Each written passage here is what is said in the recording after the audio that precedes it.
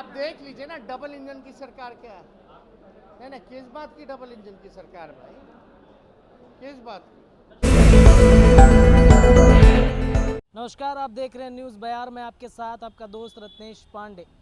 जातिगत जनगणना का मुद्दा जो है एक बार फिर से बिहार की राजनीति में उठती हुई नजर आ रही है, चूँकि कारण है कि जातिगत जनगणना को लेकर के जिस प्रकार से बिहार के मुखिया नीतीश कुमार सहित नेता प्रतिपक्ष तेजस्वी यादव बीते ही महीनों गए थे मिलने के लिए, बातचीत भी हुई थी और ये कयास लगाए जा रहे थे इन लोगों के मिलने के बाद से कि शायद बिहार सहित देश में जातिगत जनगणना हो सकती है। लेकिन आज जो है केंद्र सरकार ने स्पष्ट रूप से कह दिया है कि जातिगत जनगणना कराना बहुत ही मुश्किल का काम है, जिसको लेकर के बिहार के राजनीति में एक बार फिर से सियासत जो है वो गर्म होती हुई नजर आई।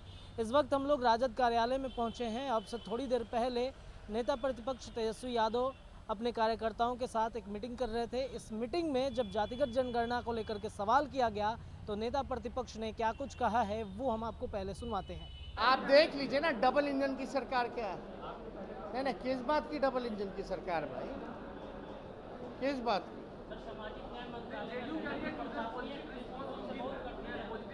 अब क्या हुई? अब सुप्रीम कोर्ट में एफिडेविट हो गया, अब क्या मतलब रह गया भाई? लालू जी कह रहे हैं कि सामूहिक बहिष्कार करेंगे सभी सांसदों का। ऐसे जो नेता सांसद हैं, लालू जी ने कहा है कि बहिष्कार करना है। एकदम। आप बताइए ना, ओबीसी का हवाला देते हैं, कितना ओबीसी मंत्री बना है, इतना ये किए वो किए, कहाँ है वो मंत्री और सांसद? और 40 में से 39 लोगों को, सांसद को जिताया बिहार की जनता ने, एनडीए को। क्या कर रहे हैं भाई? तो होना ही चाहिए। क्या करेंगे आप? सुप्रीम कोर्ट में एफिडेविट दिया है और ये कहा गया कि उनका कॉन्शियस डिसीजन है। छोड़ो हटा दो पूरा, हो गई आवाज़ इसका। हमने देखा है, खुद देखा है इसको। और इसमें केंद्र सरकार ने जो महाराष्ट्र सरकार की जो मांग रही थी, उस पर सुप्रीम कोर्ट में एफिडेविट दे करके ये कहा है कि ये केंद्र सरकार का कॉन्शियस डिसीजन है, इस वजह से जो है जाति की जो जनगणना है वो नहीं होगी। देखिए, अब एफिडेविट से बड़ा क्या हो सकता है, वो भी सुप्रीम कोर्ट में दिया गया।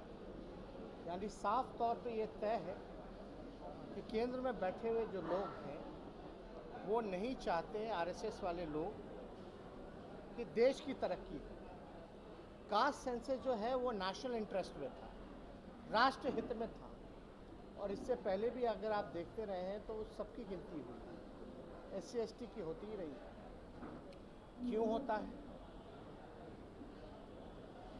रिलीजन का क्यों होता है? हिंदू मुसलमान सिख ईसाई का क्यों होता है?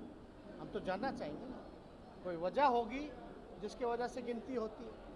तो गिनती इसीलिए होती है ना कि भाई आपको जो रियल पिक्चर जो है देश का, कि उनकी क्या पोजीशन है, क्या स्थिति है, वो पता चले और उसी हिसाब से सरकार अपना कार्य योजना बनाए, बजट में प्रोविजन करे, योजना अलग अलग जो है कल्याणकारी योजनाएं वो लाए, इसलिए बनाई जाती है। सबको मौका मिले, सब आगे बढ़े, बराबरी हो। तो ये काम अब तक तो जो बजट बनता है कहाँ जा रहा है, नीचे तक तो पहुंच नहीं पा रहा। ये तो गरीबी तो खत्म हो नहीं रही। तो आखिर गरीब है कौन? जो मजदूरी करता है, जो दिहाड़ी मजदूर है, जो रिक्शा चलाता है, जो नाला साफ करता है, जो झोपड़ी में रहता है, जो फुटपाथ पे सोता है। तो जब तक आप इनकी गिनती नहीं कीजिएगा तब तक तो आप सही दिशा में काम ही नहीं कर पाइएगा।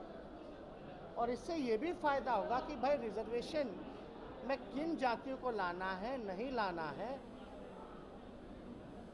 कितना रिजर्वेशन जो है बढ़ाना है, नहीं बढ़ाना है। तो जब रियल पिक्चर आएगा तभी ना हो पाएगा। तो ये काम सरकार कॉन्शियस मतलब क्या, केवल बीजेपी डिसाइड कर देगी? उनका कॉन्शियस देश का कॉन्शियस हो गया। ये जो बिहार विधानसभा 2 बारी जो पारित हुआ, ये हम लोगों का, बिहार के 12 करोड़ लोगों का अपमान है।